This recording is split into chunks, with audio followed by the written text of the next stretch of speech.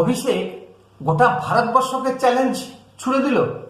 ফলতা এমন একটা বিধানসভা, উনি নাকি একটা মডেল তৈরি করেছেন ডায়মন্ড হারবারে।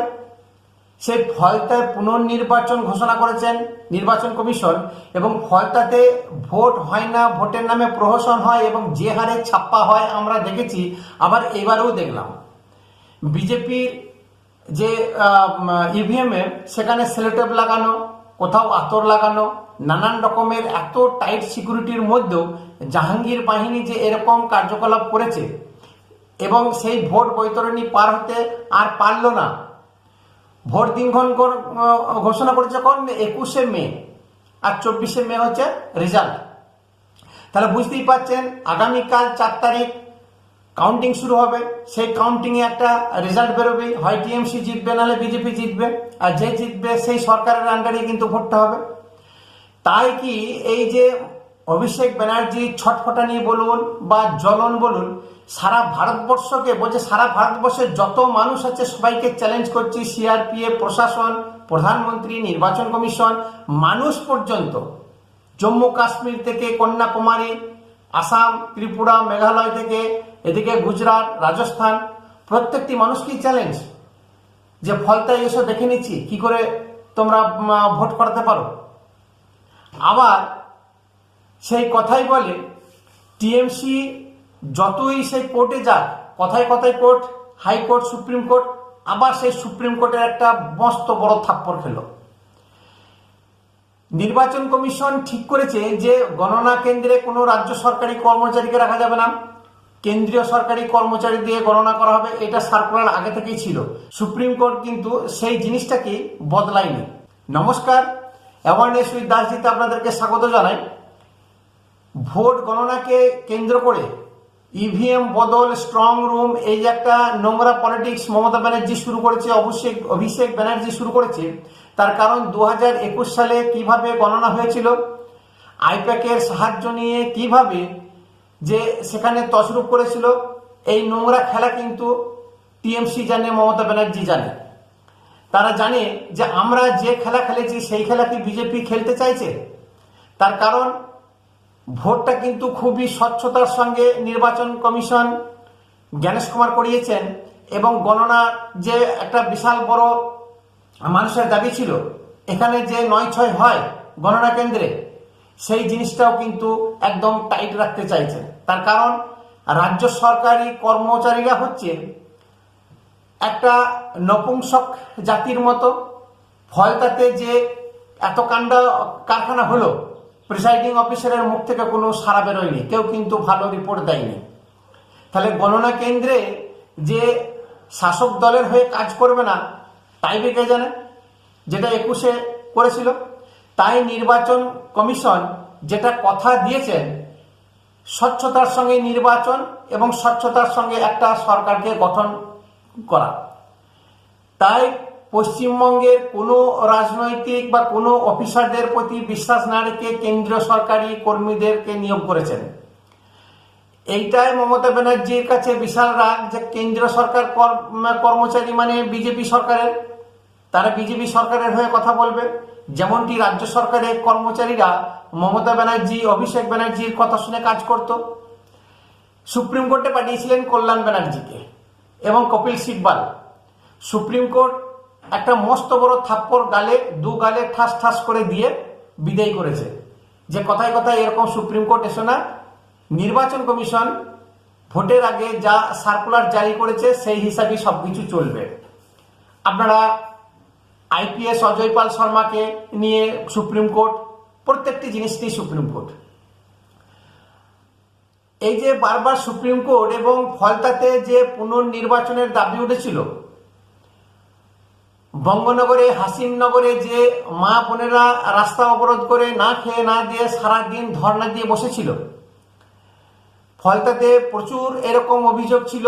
আমরা টিভিতে যতগুলো দেখেছি তার বাইরেও এরকম বহু বুথ ছিল যে সেখানে বিজেপিকে ভোট দিতে দেওয়া হয়নি এবং কোনো হিন্দু বাড়ির মহিলা পুরুষদেরকে বাড়ি থেকে বেরোতে দেয়নি।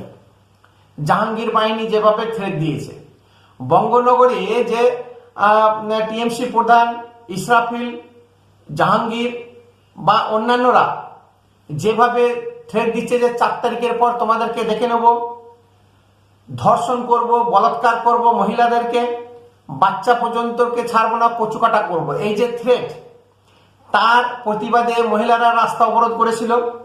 পুলিশকে অ্যারেস্ট করার জন্য বললেও যে বাড়িতে চুরি হয়ে যাচ্ছে সে পর্যন্ত এফআইআর দায়ের করেননি পুলিশ, কোনো কথা শোনেনি।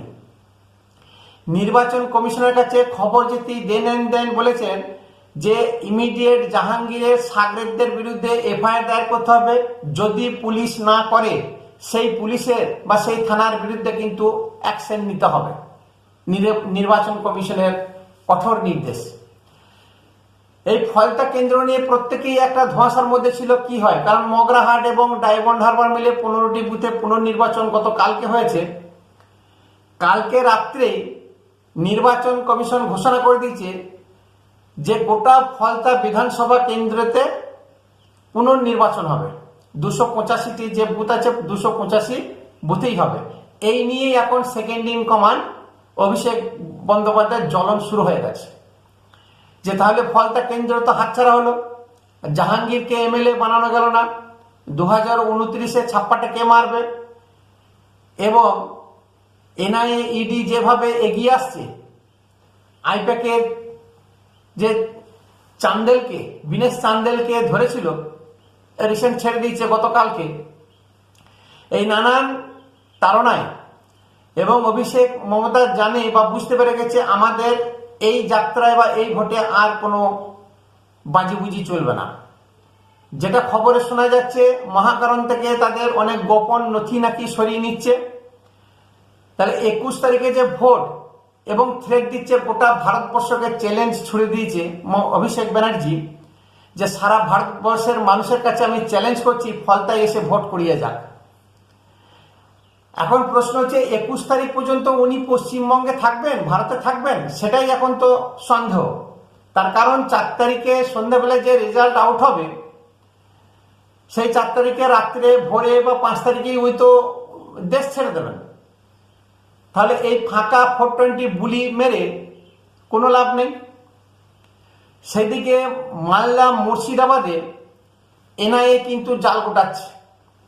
টিএমসির বহু এরকম নেতাকর্মীকে ডেকেছে হাজিরা দেওয়ার জন্য। সাবিনা ইয়াসমিনের যে নির্বাচনী এজেন্ট তাকে ডেকেছে। আমি একটা আগের ভিডিওতে বলেছিলাম যে সাবিনা ইয়াসমিনকেও কিন্তু ধরতে পারে বা জিজ্ঞাসাবাদ করতে পারে এনআইএ। সেই দিকে কিন্তু এনআইএ অগ্রসর হয়েছে। কান টানলে মাথা আসে, ঠিক সেই রকম সাবিনা ইয়াসমিনের যখন এজেন্টকে দেখেছে, সাবিনা ইয়াসমিনও কিন্তু বাদ যাবে না। টিএমসি যত কর্মী নেতা আছে মালদহে মুর্শিদাবাদে, যারা এই মোথাবাড়ি কেস জাজেসদেরকে ঘেরাও করে রেখেছিল এবং অশান্তি সৃষ্টি করা, ভারত বিদ্বেষী মনোভাব নিয়ে যারা কাজ করছিল, তাদের কিন্তু এইবারে দিন গোনা শেষ হচ্ছে। আইপ্যাকের সাজানো চিত্রনাট্যে এই টিএমসি দলটা চলছিল। বলা যায় বকলমে আইপ্যাক পশ্চিমবঙ্গ সরকারটাকে চালাচ্ছিল এবং সেই ভাইপোর ইশারাতেই সমস্ত কিছু হচ্ছিল। সেই আইপ্যাকের সেকেন্ড ইন কমান্ড বিনেশ চান্দেলকে 14 এপ্রিল ইডি গ্রেপ্তার করে দিল্লিতে। তার কাছে সমস্ত ইনফরমেশন নিয়ে নেয়, তার কাছে সমস্ত ব্লুপ্রিন্ট, কি কি প্ল্যানিং আছে, এই ভোটে কিভাবে কাজ করবে, টোটাল জিনিসটা কিন্তু ইডি বার করে নেয় এবং অমিত শাহকে দিয়ে দেয়। দেন বিনেশ চান্দেল এবং আইপ্যাক কর্ণধার প্রতীক জৈন ঘোষণা করে যে কলকাতার অফিস বন্ধ হচ্ছে। তার কারণ নির্বাচন কমিশন যে 800 তৃণমূল নেতা কর্মীদের উপরে ওয়ারেন্ট জারি করেছিল গ্রেপ্তার করার জন্য, তার মধ্যে 600 শুধু আইপ্যাক কর্মী ছিল। সেই আইপ্যাক কর্মীদেরকে টিএমসি কর্মীর মাঝে প্যাক করে অ্যারেস্ট করে কিন্তু ভেতরে ঢুকিয়ে দিয়েছিল। টোটাল 1300 কর্মী কাজ করত আইপ্যাকে। সেই আইপ্যাকের কর্মী সংখ্যা কমে যাওয়া এবং ইডির যে তাড়না, যে ডান্ডা প্রতীক জৈন এবং বিনেশ চান্দেল খেয়েছে এবং ঋষি জৈন, প্রত্যেকেই কিন্তু ভয়ে ভীত এবং সমস্ত কিছু উগলে দিয়েছে, কিছু বাকি রাখিনি। এবং চিন্তা করে দেখুন 23 এপ্রিল, 10 দিন আগে মানে 14 এপ্রিল বিনেশ চান্দেল গ্রেপ্তার হয়, তার কাছ থেকে সমস্ত কিছু আদায় করে নিয়ে নতুন করে আবার অমিত শাহ ছক সাজাতে শুরু করে।